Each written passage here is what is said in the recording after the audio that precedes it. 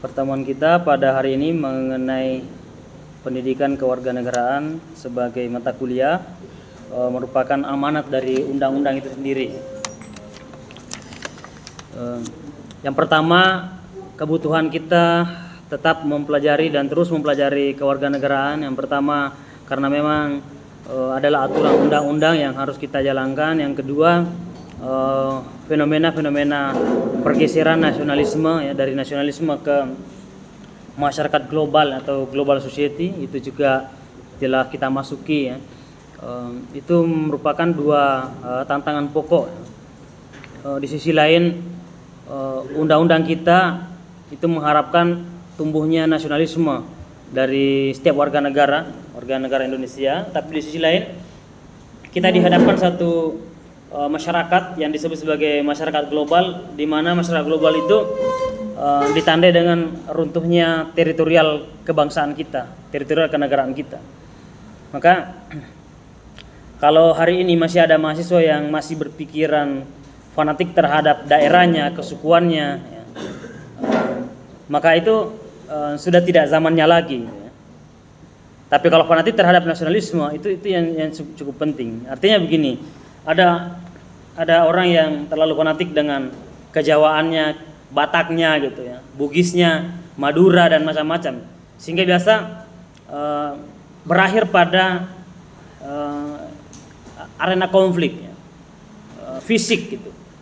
Sementara saat ini tidak lagi seperti zaman dulu yang ego terhadap suku-suku ya, yang kita dari mana asalnya gitu. Tetapi bagaimana hari ini kekuatan nasionalisme kita untuk menghadapi masyarakat global gitu. Yang pertama ada masyarakat ekonomi ASEAN ya, yang ditandatangani oleh Presiden Jokowi sekitar tahun 2016. Kemudian kita juga masuk ke area masyarakat global itu. Mau tidak mau kita juga masuk dalam masyarakat global ya. Dulu belum begitu masif ya. Sekarang dengan kecanggihan teknologi cukup genggaman kita, maka kita terpengaruh oleh informasi-informasi asing, kemudian budaya-budaya asing.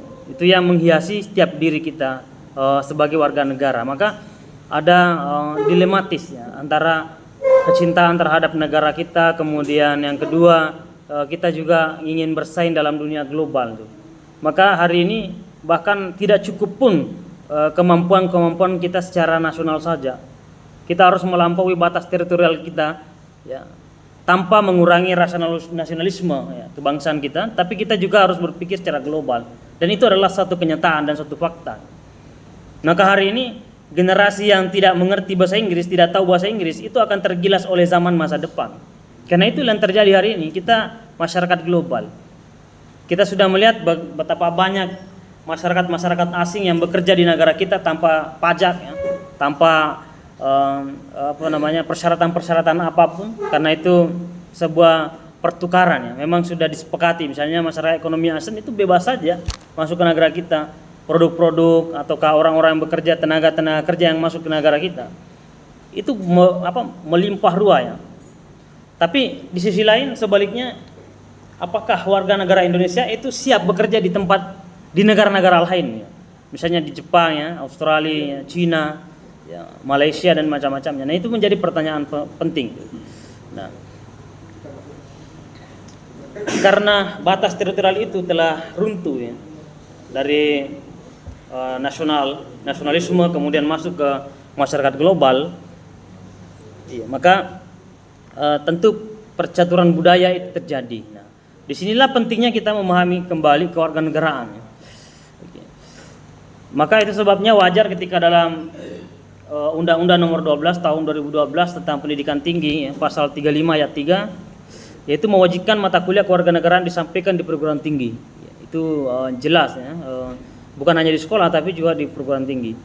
Ya, meskipun ada pertanyaan mengapa kewarganegaraan dipelajari tapi masih banyak pelanggaran, masih banyak pelanggaran hukum misalnya ya, atau ke aturan-aturan, itu sama saja kembali ke kesadaran dan sistemnya. Yang pertama kesadaran, yang kedua sistem yang dibangun. Ada cerita dari profesor hukum di Indonesia ketika berkunjung ke apa ke mana ya, ke sekitar Amerika ya, yang belajar demokrasi gitu.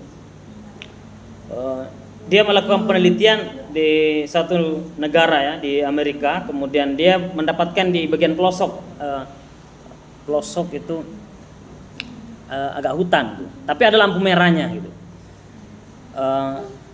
Di sopir apa di dalam mobil itu dia bercakap-cakap dengan supirnya ya, karena dijemput oleh sopir yang diutus ya untuk menjemput. Dia hanya pekerjaannya sebagai sopir, dan dia menceritakan kebanggaannya sebagai dosen hukum di Indonesia gitu. Bahwa saya dosen hukum sudah sekian puluhan tahun di Indonesia. Pas lampu merah itu di hutan masih udah sepi ya. Kemudian profesor hukum ini bilang ke sopirnya, terobos saja lampu merahnya, kan sepi gitu. Maka sopirnya mengatakan, kalau saya menerobos lampu merah, maka saya telah meruntuhkan undang-undang negara saya, sistem hukum di negara saya sejak ratusan tahun yang lalu. Dibayangkan ya, itu mengakar di masyarakatnya itu. Jadi menerobos lampu merah bagi sopir itu ya, itu melanggar hukum yang telah dibangun ratusan tahun silam. Hanya sekejap saya runtuhkan. Maka profesor hukum ini tertampar sekali ya dengan sopir yang tidak berpendidikan tadi ya, tidak profesor gitu ya, cuma sopir, tapi berpegang teguh terhadap undang-undang ya, sistemnya gitu, hukumnya. Nah ini yang terjadi di negeri kita. Itu tadi pemateri mengatakan ya, itu kan teorinya ya, ada teorinya, tapi kan penerapannya belum tentu gitu. Nah sistem ini yang harus dibangun. Nah bagaimana cara membangun sistem? Yang pertama aturannya, yang kedua penegakan dari pemegang kekuasaan itu. Nah kalau sistemnya ada tapi pemegang kekuasaan mencontohkan kejelekan ya, mencontohkan penyelewengan terhadap kekuasaan, penyelewengan terhadap hukum, maka ini yang menyebabkan masyarakat tidak bisa mematuhi hukum itu. Ya, karena hanya sekedar mengatakan sedangkan pemimpin kita melakukannya gitu. Nah ini yang menjadi dapat teladan, karakter ini yang paling pokok, karakter dari satu kepemimpinan gitu. Nah meskipun sistemnya tidak begitu berjalan tapi kepemimpinan yang bagus, maka otomatis masyarakat akan membentuk budaya ketaatan terhadap hukum tadi gitu. Maka korupsi misalnya di Indonesia, bagaimana caranya mau dilarang korupsi? Sejak petinggi-petingginya saja sudah ketahuan sangat transparan korupsinya gitu. Setiap pemimpin-pimpinan KPK yang tegas itu pasti akan disingkirkan. Itu kan menjadi pertanyaan besar, ada apa gitu di balik hukum dan korupsi di Indonesia. Nah, ini yang budaya itu yang perlu dibangun. Gitu, ya. Yang kedua, kita mengikuti perkembangan global. Kita memahami, contohnya misalnya bagaimana ekonomi Cina yang mengancam ekonominya Eropa ya, ekonomi Amerika dan ekonomi Eropa yang selama ini dibangga-banggakan.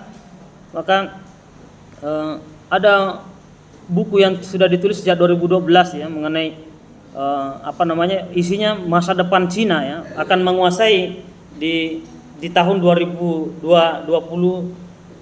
ke atas itu ya, sampai 2040 itu akan berbalik. Ekonomi Cina akan lebih kuat dibanding ekonomi Amerika dan ekonomi Eropa, dan itu sekarang sudah mulai tanda-tandanya itu akan terjadi titik balik peradaban, kata Capra ya dalam bukunya Titik Balik Peradaban. Ada titik balik peradaban seperti itu. Yang selama ini Amerika telah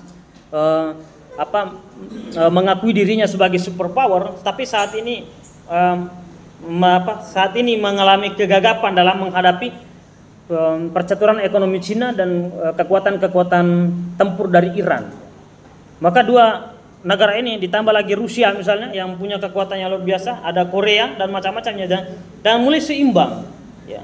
Negara-negara yang selama ini mencitrakan dirinya sebagai negara superpower, supaya negara yang sangat besar tidak bisa terkalahkan, sekarang sangat goyah gitu ya. Begitu juga dengan Israel. Nah kita kan melihat bagaimana kekuatan kekuatan pendidikan di Iran ya, yang menciptakan generasi-generasi hebat ya, yang mengalami kombinasi antara kampus university dengan industri, kemudian melakukan riset penelitian, menghabiskan dananya ya sekian banyak triliun dihabiskan hanya untuk melakukan riset penelitian terus menerus. Dana luar biasa dihabiskan Iran untuk melakukan riset, dan itu sangat berkembang hari ini, dan saat ini dia menunjukkan bahwa dia punya kekuatan global itu. Kemudian Cina juga begitu. Nah, kalau melihat negara-negara seperti ini, kita bisa merefleksi diri, negara kita ini sejauh mana kemampuannya itu. Gitu. Ya. Ya. Oh ya, habis ke KMBG ya. Beberapa waktu lalu wawancara dari seorang ulama di Indonesia mengatakan bahwa melihat kekuatan Iran dan kekuatan Cina, kekuatan negara-negara lain, kalau melihat kekuatan kita di Indonesia ya, pesawatnya saja itu dibeli pesawat second, bekas itu. Katanya yang nggak usah diperangi, cukup dilihatin saja akan jatuh sendiri. Nah, itu kan memalukan sekali. Nah, jadi tidak ada pesawat baru di Indonesia itu, semuanya bekas-bekas dari luar negeri kita beli. Sangat bekas. Makanya wajar ketika sering ada jatuh ya, pesawat, baik itu pesawat komersil, pesawat untuk umum maupun pesawat angkatan darat, itu angkatan udara misalnya, itu berjatuhan. Mengapa? Karena bekas. Gitu. Tidak begitu memperhatikan kekuatan kita. Ada yang mengatakan bahwa kalau Indonesia diserang, itu satu hari tidak mampu bertahan. Ya, tidak mampu bertahan kalau diserang. Tapi berarti Anda bayangkan bagaimana sekian kali lipat kekuatan Iran yang digempur habis-habisan oleh berbagai negara, dikeroyok, mampu melawan. Bahkan lawannya bermohon-mohon untuk melakukan gencatan senjata gitu, diberhentikan untuk sementara. Nah, itu kan kekuatan luar biasa. Nah, jadi ada, kalau membandingkan negara lain, ada nilai pesimisme yang muncul dalam diri kita sebagai anak bangsa Indonesia loh. Apa yang dibanggakan sebagai warga Indonesia, sebagai negara Indonesia, apa yang kita banggakan? Mau bicara ekonomi kita tertinggal, bicara politik amburadul, bicara hukum diutak-atik. Jadi tidak ada yang bisa dibanggakan. Coba apa? Nah, coba, apa yang bisa dibanggakan sebagai warga Indonesia menurut Anda itu? MBG ya, yang menyedot anggaran sekian banyak ya. Oke. Sampai sekarang pegawai-pegawai negeri pun mulai menjerit gitu ya, karena berbagai banyak dipotong ya. Banyak dipotong, bahkan gaji 13 terancam juga dipotong ya. Sekarang bantuan-bantuan ke lansia, bantuan ke orang-orang miskin itu sudah mulai tidak akan ada lagi. Ya, itu sudah dihapuskan ya. Kayaknya akan dialihkan ke semuanya ke MBG gitu. Dan petugas MBG kaos kakinya saja berapa biayanya gitu. Ya. Ya, itu baru kaos kaki loh ya, belum yang lain-lainnya gitu. Jadi, ada ketidakadilan yang dipertontonkan. Di sisi lain, kita diminta untuk cinta bangsa Indonesia, cinta negara kita gitu. Nah, tentu ini adalah tantangan berat ya, bahwa di masa pejuang-pejuang kita terdahulu jauh lebih berat tantangannya sebenarnya. Ya. Meskipun tantangannya yang berbeda ya. Jangan harap bahwa Bung Karno, Bung Hatta, ya, Sultan Syahrir, kemudian Agus Salim, kemudian Tan Malaka itu tidak punya tantangan, itu punya tantangan semua gitu. Muhammad Natsir, semuanya memiliki tantangan yang luar biasa. Tapi dia selalu bersemangat, bercita-cita Indonesia merdeka gitu. Dan itu diperjuangkan sampai itu terjadi. Nah, tugas kita hari ini adalah mengisi kemerdekaan itu. Nah, kemudian yang selanjutnya bagaimana seorang mahasiswa mengisi kemerdekaan itu ya. Bicara tentang kewarganegaraan. Nah, tentu dalam kewarganegaraan ini tidak bisa disampaikan secara indoktrinasi, tapi juga harus dihubungkan dengan fenomena-fenomena kekinian, problem dalam negara kita, kemudian ancaman dari luar. Sebagai orang manajemen tentu sudah paham tentang bagaimana pola manajemen itu tadi, yang harus kita bagaimana memecahkan masalah.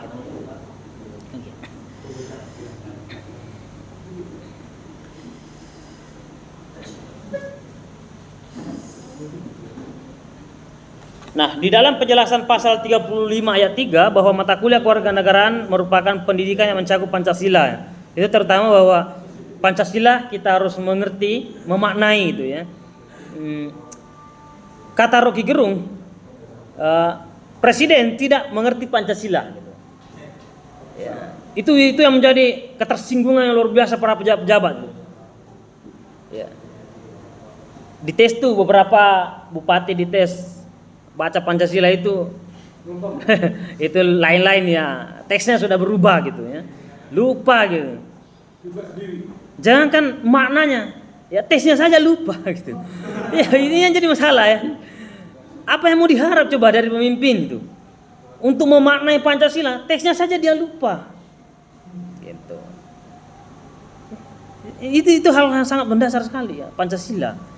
Kemudian Undang-Undang Dasar Negara Republik Indonesia. Kemudian Negara Kesatuan Republik Indonesia, itu yang ketiga. Kemudian yang keempat Bhinneka Tunggal Ika. Oke, itu yang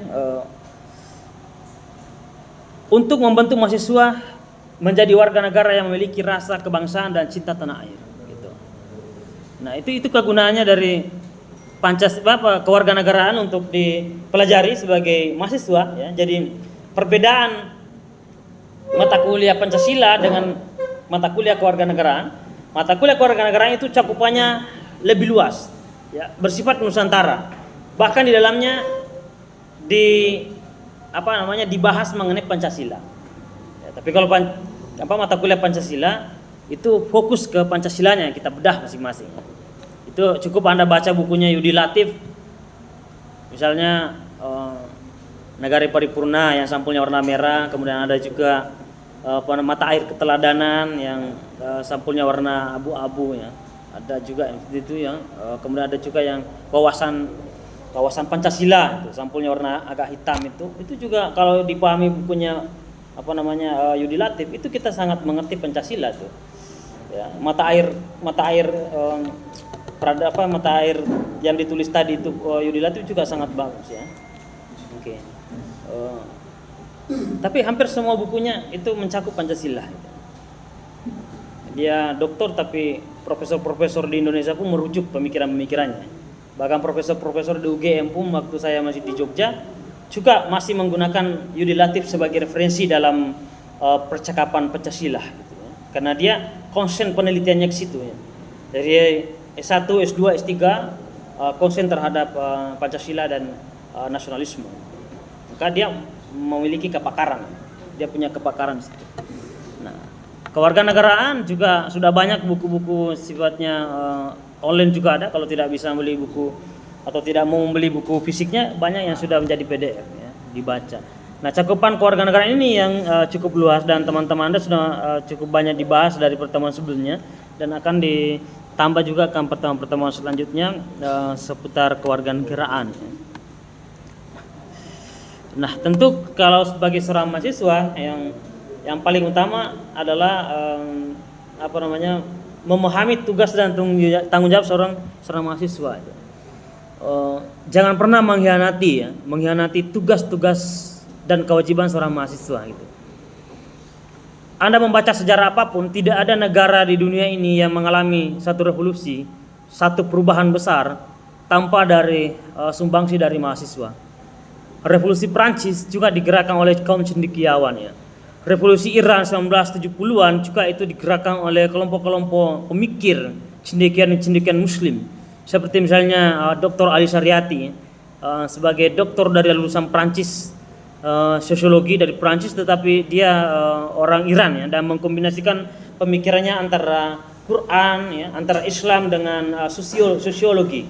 Jadi dia tidak melupakan pijakannya sebagai seorang Muslim, juga tidak melupakan pijakannya sebagai seorang Iran ya, sebagai negara Iran, meskipun dia berkelana pengetahuannya sampai ke Perancis, tapi dia membawa bekal itu yang perlu, kemudian dikombinasikan ke negaranya. Masuklah setiap kuliah-kuliah yang disampaikan di Teheran Iran itu semuanya pada diam untuk mendengarkan. Bahkan dalam satu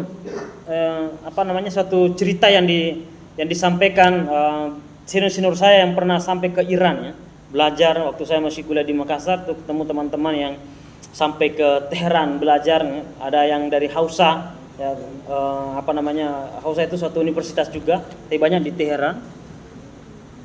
Dia mendapat kabar bahwa sewaktu Dr. Ali Saryati kembali dari Prancis, selesai S3-nya sosiologi, kemudian kembali mengajar di Teheran, Iran.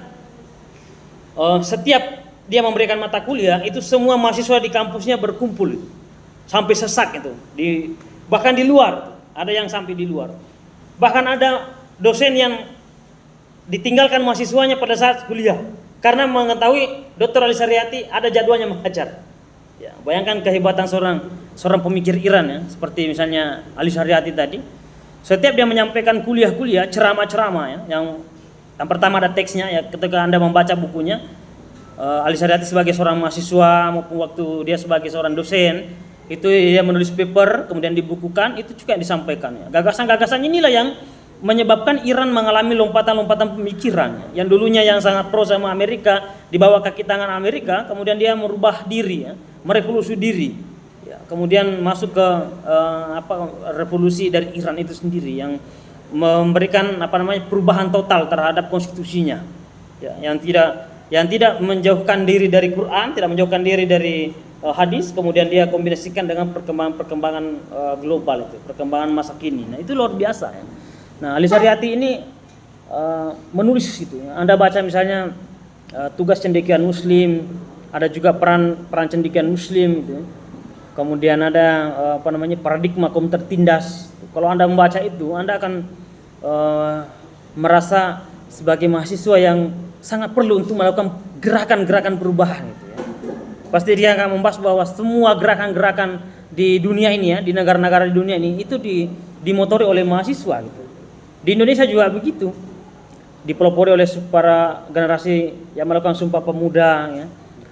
Kemudian generasi-generasi sebelumnya ya, itu Bung Hatta, Bung Karno sebagai seorang mahasiswa itu memikirkan Indonesia merdeka gitu ya. Tan Malaka sebagai kelompok kiri itu juga memikirkan kebangsaan Indonesia, bahkan dia yang menulis tentang republik ya. Dia yang pertama kali menulis tentang Republik Indonesia sebelum Bung Karno gitu. Tapi faktor politik menyebabkan dia disudutkan ya.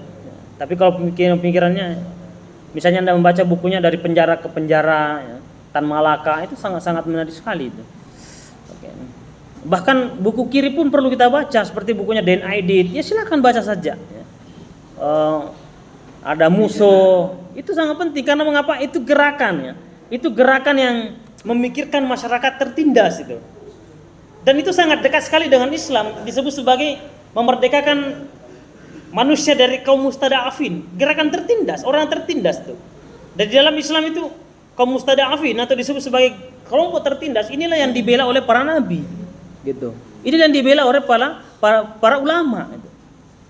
Jadi Rasulullah itu hadir ya, semua nabi itu hadir, semua hadir untuk melakukan pembebasan dari gerakan-gerakan ketertindasan, perbudakan gitu ya, perampasan, penindasan, itu semua dilawan oleh para nabi. Jadi melawan ketertindasan ya, pembodohan, itu semua adalah jalan-jalan para nabi, dan itu perlu dibaca gitu. Jadi kalau sebagai seorang mahasiswa nggak pernah membaca gerakan kiri, nggak pernah membaca gerakan mahasiswa, sulit kita untuk melakukan perubahan itu. Nah itu yang perlu ya, bahwa tentu dinamika lahirnya Pancasila ya, Undang-Undang Dasar 1945 itu adalah bagian daripada gerakan tuh ya.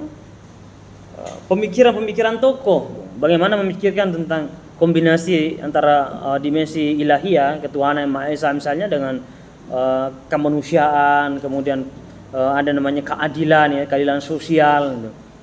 Oke, keadilan ekonomi gitu. Penjajahan di atas dunia harus dihapuskan. Nah, itu kan satu pemikiran yang sangat maju sekali gitu kan. Artinya tidak boleh ada penjajahan, tidak boleh ada perbudakan, penindasan dan perampasan. Nah, siapapun yang melakukan itu adalah kejahatan global, kejahatan dunia. Nah, oke, silakan kalau ada yang ditanyakan silakan langsung saya bertanya. Kita diskusi. Ya, namanya siapa, Mas? NIM berapa? 37 ya. Silakan. Mengenai pemimpin Indonesia itu, Pak. Prabowo, Mas. Enggak, pemimpin. Ya, pemimpin. Enggak. Terus apa, Mas? Lebih baik itu cari dia itu pemikir tapi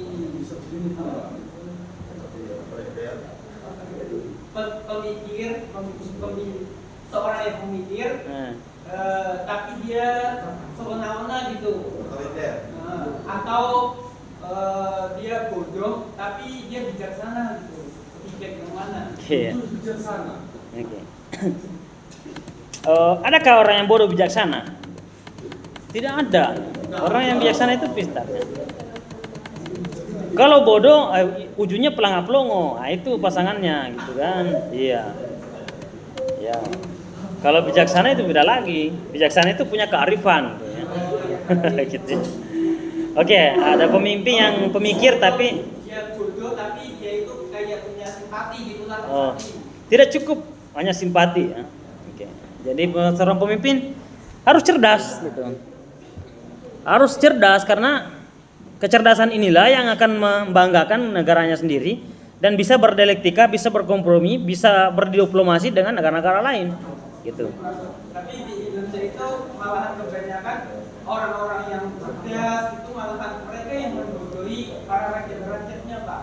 Mereka yang semena-mena dengan jabatannya gitu. Itu kayak korupsi, terus itu apa? HAM itu siapa? Yang apa? Paham dari tahu dari ya. Mereka yang berpikir para pemikir itu malahan yang membodohi para rakyatnya gitu. Menyengsarakan gitu, Pak. Ya, itu juga bagian daripada skenario politik ya. Pembodohan massal itu ada. Mengapa rakyat perlu dibodohi? Karena salah satu kampanye yang paling cepat diminati adalah pendidikan gratis gitu ya. Oke. Ya, akan di itu loh. Yang pertama pendidikan gratis, yang kedua masalah perut. Gitu. Masalah kemiskinan. Itu dua hal itulah yang paling subur di Indonesia dan dilestarikan sepertinya memang sangat dilestarikan. Yang pertama sistem yang pembodohan dari berbagai hal. Yang kedua setelah pembodohan kemiskinan. Karena dua hal ini adalah yang paling pokok dikampanyekan oleh pejabat. Ya, pejabat yang tidak bertanggung jawab, pejabat yang tidak berpendidikan pun, tapi punya uang yang didanai oleh siapapun, didanai oleh perusahaan misalnya atau konglomerat dan macam-macamnya. Maka dua hal ini pasti tidak bisa lepas. Yang pertama adalah kartu Indonesia Sehat misalnya, ataukah pemberian sembako macam-macamnya, itu kan faktor kemiskinan. Nah, kalau ini kan tidak laku kartu-kartu ini kalau masyarakat sudah sejahtera. Yang kedua, pendidikan gratis. Pendidikan gratis berlaku bagi masyarakat yang kurang sejahtera dan terbelakang. Gitu. Tapi negara yang sudah maju pendidikannya itu tidak relevan lagi. Naik tampuk kekuasaan pemimpin-pemimpin yang ingin masuk ke area yang membodohi gitu ya. Nah, maka ini yang memang yang sistematis. Kita harus melihat bahwa kemiskinan di Indonesia, apakah memang itu adalah natural atau memang satu sistemnya yang berjalan, sesuatu yang direncanakan gitu. Itu tidak jelas memang, karena kalau ada warga negara yang cerdas-cerdas itu tidak diperhatikan di negeri ini, bahkan negara lain yang mengambilnya gitu ya. Profesor-profesor di Jepang itu banyak ya yang menemukan molekul-molekul air, profesor itu orang Indonesia. Gitu. Yang menemukan keretakan-keretakan pada sayap pesawat terbang itu orang Indonesia, B.J. Habibie gitu.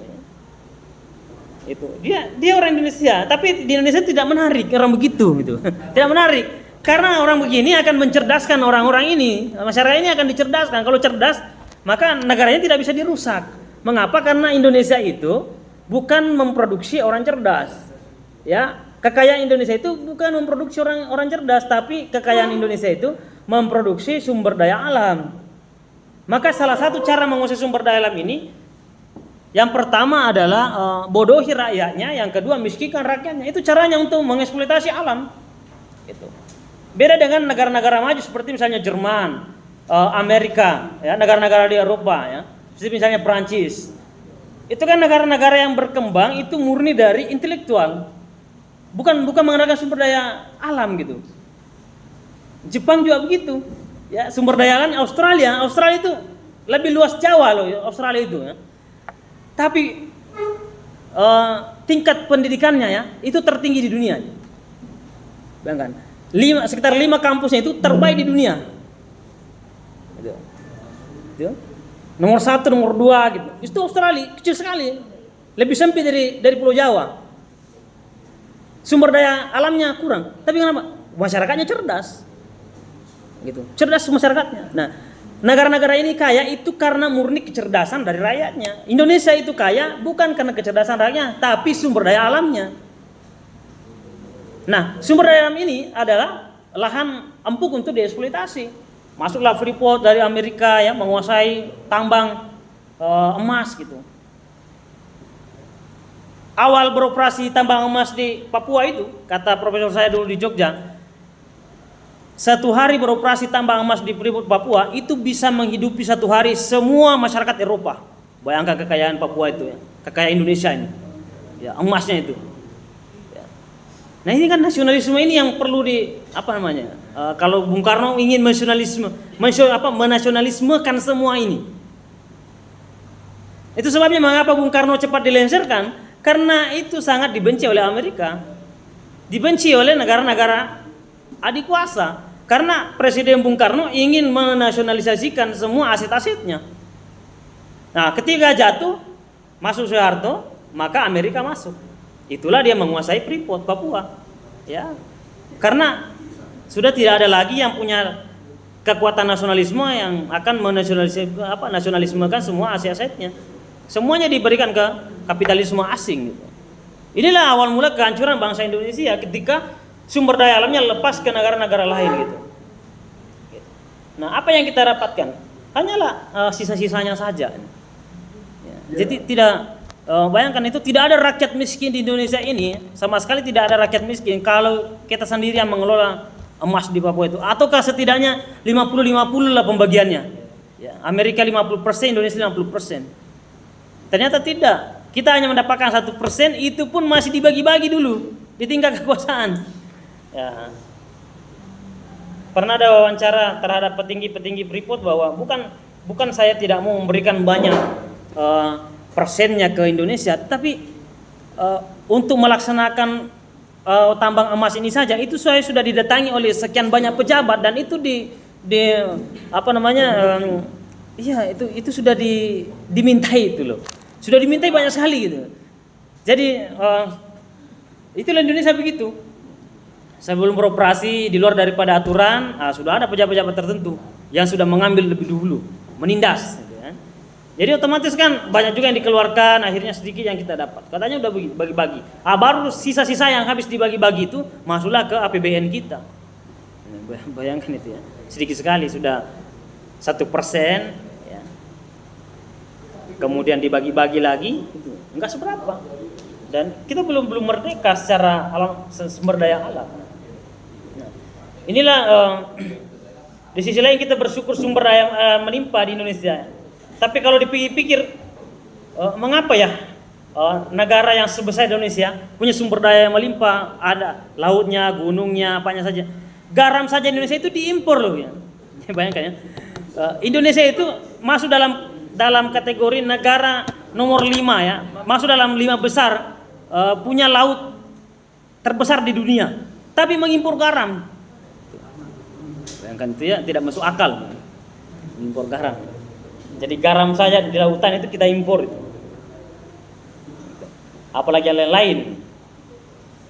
Kita negara yang sangat ketergantungan terhadap impor. Sehingga kita tidak memberdayakan masyarakat, ya. Kalau ada yang ditemukan, rakyat-rakyat kita yang menemukan sesuatu, itu pasti ditangkap. Kan sudah banyak contohnya itu. Ada yang menemukan ini, dianggap tidak punya izin, ditangkap gitu, ya. Punya penemuan-penemuan yang lain itu ditangkap. Jadi sehingga generasi-generasi saat ini, ya, itu takut, ya, takut untuk berkembang, takut menyampaikan hasil risetnya, hasil penelitiannya, itu, hasil gagasannya. Mengapa? Dianggap melanggar nantinya. Itu. berurusan dengan hukum. Nah, mengapa semua begitu? Karena ini didanai oleh pihak asing untuk melumpuhkan tunas-tunas muda ini semua. Karena kalau ini semuanya bangkit, maka semua aset-aset dari negara-negara adik kuasa itu bisa gulung tikar di Indonesia. Mengapa? Karena rakyat Indonesia sudah sadar gitu. Dan ingin melakukan perlawanan, dan itu yang dihindari. Itu sebabnya mengapa kelompok-kelompok yang melakukan yang melakukan protes disebut sebagai, kalau kita menyebut diri kita sebagai negara demokrasi, namanya oposisi, itu dilarang. Di Indonesia ini menganut demokrasi tapi melarang oposisi. Dari zaman Bung Karno, Soeharto sampai zaman Prabowo, setiap oposisi pasti dianggap pemberontak. Itu disclaimer yang luar biasa, itu merusak demokrasi. Karena meskipun Indonesia sudah merdeka, ketakutan terhadap goyangnya kekuasaan itu masih kita warisi di masa zaman penjajahan Belanda dan Jepang. Karena di masa penjajahan Belanda dan Jepang itu sangat takut sekali kalau ada masyarakat yang ingin memberontak. Kalau mau melawan ya, karena ingin mempertahankan sumber daya alamnya sendiri, itu pasti dituduh pemberontak oleh Belanda dan pasti dihabisi. Setelah Indonesia merdeka, Bung Karno memimpin, Soeharto memimpin, semuanya sampai hari ini Prabowo memimpin, semua yang melakukan gerakan-gerakan pasti dituduh pemberontak. Gitu. Padahal itu adalah jaminan undang-undang tentang adanya demokrasi, oposisi. Oposisi bagian daripada demokrasi. Gitu. Oke. Macam-macam itu alasannya ya, mengganggu kestabilan program kerja, apa saja itu alasannya bagi orang-orang yang dianggap oposisi. Gitu. Dituduh makar, dituduh macam-macam. Itu adalah tuduhan-tuduhan yang sudah ada sejak zaman Belanda sampai zaman hari ini. Sampai hari ini, sampai zaman dari zaman Belanda ada milenial, ada postkolonial, macam-macam ya. Masuklah generasi Z, generasi Alpha, macam-macam. Sampai hari ini begitu. Nah, ini dibutuhkan kesadaran dari kaum intelektual, kata Ali Zaryati, kesadaran dari kaum cendekiawan. Kesadaran itu harus tumbuh dari kajian-kajian, dari pertemuan-pertemuan 4 mata, 6 mata, 8 mata, hanya forum-forum kecil. Karena kita melihat sejarah, setiap perubahan yang dilakukan oleh siapapun hanya digerakkan oleh kelompok-kelompok kecil. Tidak perlu kelompok besar. Hampir semua negara atau bahkan semua negara-negara di dunia yang melakukan perubahan itu digerakkan oleh kelompok kecil. Ya. Revolusi di Prancis, kemudian Renaissance di Eropa digerakkan hanya di warung-warung, di kafe-kafe mereka berdiskusi. Maka lahirlah Renaissance ya. Yang dulu pengetahuan dibenci di Eropa abad pertengahan, kemudian agama yang memonopoli kekuasaan, kemudian lahirlah pemberontakan intelektual, lahirlah sejarah Renaissance Eropa. Itu lahir dari percakapan di kafe-kafe, pertemuan beberapa mahasiswa ya, pelajar, orang-orang yang cendekiawan itu melakukan begitu. Sama di Indonesia juga begitu. Gitu. Perdebatan Indonesia itu juga merdeka itu digerakkan oleh kelompok-kelompok kecil yang termarginalkan, tapi tetap melakukan satu perubahan. Ada kelompok-kelompok dari nasionalisme seperti Bung Karno, kemudian Hatta, kemudian ada kelompok-kelompok kiri, ya, ada kelompok Masyumi, macam-macam di negeri kita ini, kelompok-kelompok yang itu semuanya ya lahirlah nantinya Bhinneka Tunggal Ika. Ya. Meskipun kita berbeda-beda tapi tetap satu tujuan. Nah, sekarang perbedaan itu seolah-olah kalau berbeda dengan pemerintah, berbeda oleh siapapun itu dianggap bahaya. Ya. Padahal itu konsepnya terbalik. Ya. Beragam, silahkan beragam tapi satu tujuan bersama. Gitu. Sekarang kalau ada kelompok yang mengkritik ini macam-macam lah itu waktu Pilpres juga begitu ya. Dituduh kampret, ya. Satunya dituduh apa itu? Pasangannya itu. Ya. Macam-macam ya. Jadi seolah-olah ini di Indonesia ini pikiran kita sangat dangkal sekali. Kalau mengkritik ini, pasti kelompoknya ini. Padahal belum tentu. Oke. Kalau mengkritik ini, ini termul ini. Termul katanya ya. Kalau bukan termul pasti anak abah. Itu cuma 2 itu. Ini yang jadi masalah. Nah terus posisi saya yang mengkritik ini, saya termul apa anak abah? Gitu. Saya kan bukan dua-duanya, tapi kan dari netizen kan begitu. Kalau bukan anak abah pasti termul. Hitam putih sekali pemikiran kita. Tidak bisa keluar dari box ya, tidak bisa keluar dari kotak-kotak itu. Nah. Oke. Kenapa sempit ya? Karena kita tidak pernah membaca, nggak mau belajar. Gitu. Sempit, sempit sekali itu. Oke, sesempit Salatiga ya. Oke. Jadi wawasan itu harus luas. Membaca sangat banyak membaca ya, membaca literatur. Jurnal sudah banyak, gitu, buku sudah banyak gitu. Esai-esai sudah banyak, itu harus dibaca, tinggal kita. Ya. Tantang orang dulu membaca harus beli buku fisiknya. Sekarang Anda tidak perlu beli buku fisiknya, cukup Anda baca PDF-nya gitu ya. Tapi kalau Anda tergoda kalau membaca di HP, ya beli buku fisiknya. Karena ada beberapa 2 minggu yang lalu datang ke rumah saya, ke toko saya beli buku ya, orang tarbiyah 2 orang itu. Karena sudah bosan main HP katanya. Kalau baca pun di HP tergoda dengan Facebook, tergoda dengan Instagram, YouTube, TikTok, macam-macam. Jadi baca baru judulnya saja. Baru judulnya saya baca, saya muncul lagi ini, saya scroll lagi tuh. Akhirnya saya nggak jadi membaca gitu. Akhirnya datang itu beli buku, saya sarankan beli buku ini ya, beli ya. Ada juga yang menyarankan di sana dosinya di tarbiyah, baca buku Titik Balik Peradaban, itu buku keren-keren yang disarankan ya. Ada Memancing Harimau Turun Gunung, itu juga bagus ya. Bukunya Sun Tzu ya, 33 Strategi Perang, itu perlu dibaca gitu. Supaya kita tidak dimanipulasi orang ya. Supaya kita tidak dimanipulasi, tidak dibodoh-bodohi gitu. Baca buku-buku strategi begitu ya. Bagaimana memenangi pertarungan, itu sangat perlu dibaca ya. Nah, kalau tidak ada bacaannya masuk dalam otak kita, maka itu sangat dangkal ya. Kita akan disuguhkan oleh konten-konten yang sangat pendek. Maka otak kita itu sangat dipaksakan ya. Sangat dipaksakan sekali untuk menerima berbagai macam informasi yang tidak utuh. Nah, membaca buku adalah proses yang sangat baik untuk merefleksi kembali, mengistirahatkan kembali atau menyehatkan kembali otak kita supaya bisa menerima informasi secara sistematis, terstruktur, kemudian lengkap. Itu dengan cara membaca. Oke. Maka harus mengimbangi. Kalau Anda habis banyak waktunya dengan hiburan-hiburan yang bersifat pendek-pendek ataukah konten-konten yang bersifat pendek, maka itu harus dikurang-kurangi karena itu merusak cara berpikir kita, tidak utuh gitu. Nah, kemudian ada yang seorang pemikir, kata temannya bertanya, pemikir tapi otoriter ya. Mungkin ada benarnya juga apa yang disampaikan beberapa hari yang lalu mantan Presiden Amerika ya, yang pernah di Indonesia juga, Barack Obama ya, bahwa kekacauan di dunia ini itu dilakukan oleh semua pemimpin-pemimpin yang lansia, yang sudah melewati batas umur. Coba ya.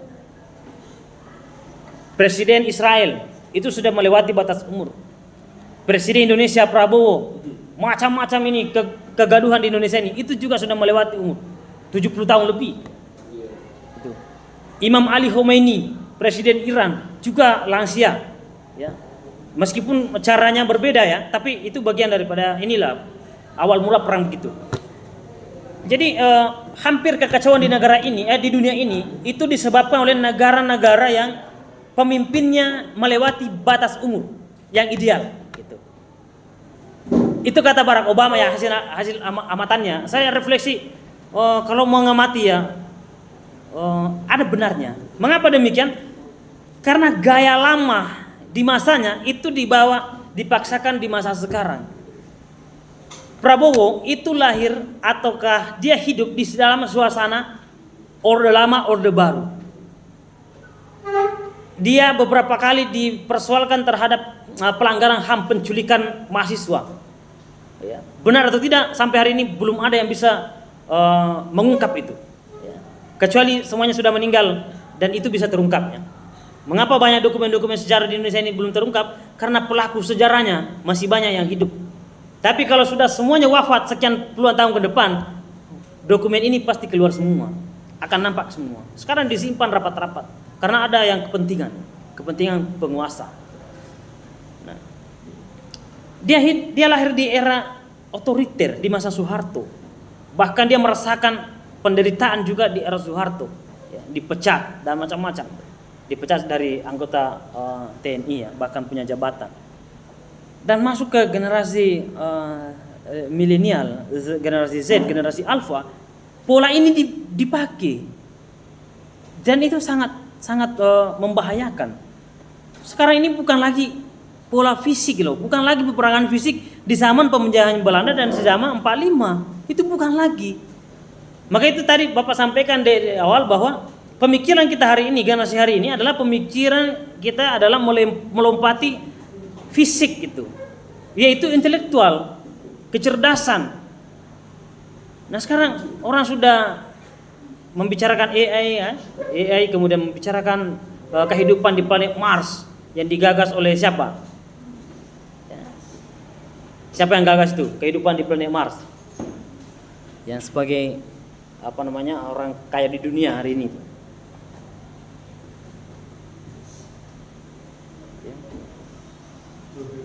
Ya. Siapa coba yang? Ya, siapa yang punya proyek itu? Ya, sekarang menggagas, siapa?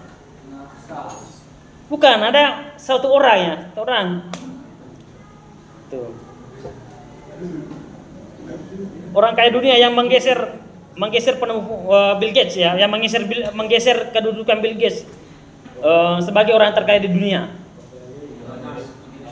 Ya, Elon Musk tuh.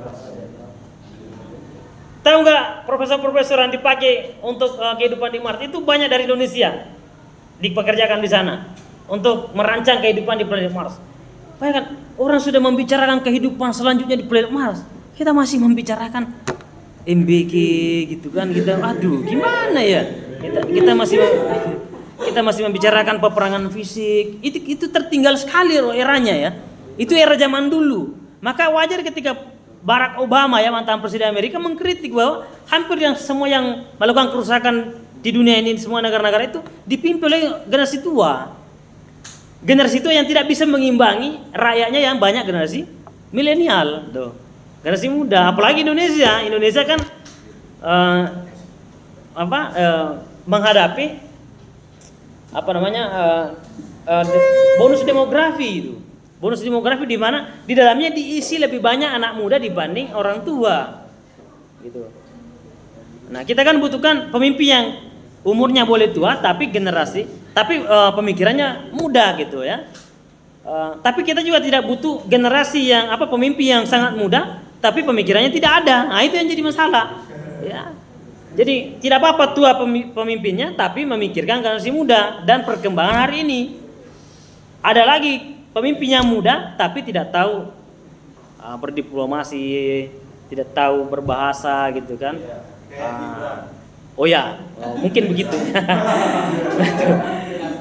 Nah, pertanyaannya kemana semua orang-orang hebat di Indonesia ini itu ya, yang sempat kita dipimpin oleh orang hebat seperti B.J. Habibie ya.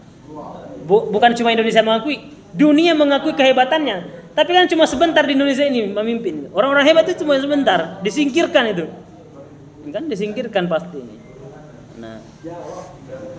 Nah, sebagai refleksi yang terakhir bahwa negara kita Indonesia negara yang memiliki sumber daya alam, tetapi belum diimbangi sumber daya manusia yang memadai, sehingga rata-rata orang terkaya di Indonesia itu karena menguasai sumber daya alam. Beda di Amerika dan Eropa, rata-rata orang terkaya di dunia di sana itu tidak memiliki sumber daya alam, tapi otak yang dimiliki, kecerdasan. Penemu Facebook ya, penemu Bill Gates misalnya, ya kan? Dia keluar di Harvard University di Amerika, itu kan keluar waktu dia kan tidak wisuda itu. Bill Gates itu. Tapi dia digelari doktor honoris causa, dia digelari profesor, bahkan dia diundang sebagai tamu yang berbicara di hadapan para sarjana-sarjana di Harvard ya, di University Amerika gitu. Nah, ini kan orang terkaya di dunia ya, masuk dalam kategori orang terkaya di dunia, itu karena penemuannya. Di Indonesia, orang-orang terkaya di Indonesia itu bukan penemuan, bukan idenya ya, tapi merampok kekayaan alam Indonesia. merampas kekayaannya. Nah, itulah fenomenanya. Perampasan besar-besaran terhadap aset-aset kenegaraan kita dibutuhkan masyarakat yang bodoh dan masyarakat yang miskin. Itu dua itu yang faktor utama. Tapi negara-negara yang mengutamakan intelektualnya, idenya, penemuannya pasti membutuhkan masyarakat generasi yang cerdas, intelektualnya tinggi dan punya kreativitas, skill yang luar biasa. Itu pasti didikannya begitu. Lihatlah Jerman, lihatlah Finlandia, lihatlah Jepang, bagaimana pendidikan mereka, lihatlah Cina, itu pendidikannya mereka luar biasa semua itu. Sistemnya bagus dalam dunia pendidikan. Karena mengapa? Dia mengandalkan kekayaan itu dari ide, dari penemuan, dari skill.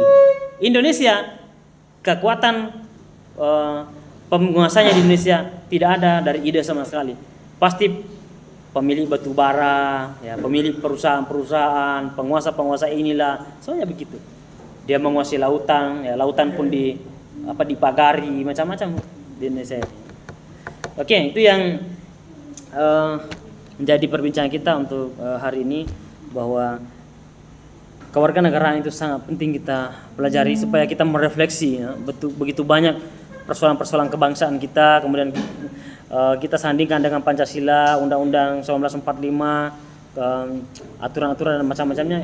Ada pergeseran dan kita harus tetap menegakkan itu, ya, terutama Pancasila, kemudian Undang-Undang 45. Besok-besok menjadi pemimpin, jadilah pemimpin yang dicintai rakyatnya, ya, betul-betul karena orisinil, ya, bukan pencitraan itu, ya, bukan masuk ke gorong-gorong, tapi betul-betul memang lahir dari generasi yang ingin memajukan bangsanya sendiri dengan kekuatan utamanya adalah pendidikan dan jaminan konstitusi yang ditegakkan, ya.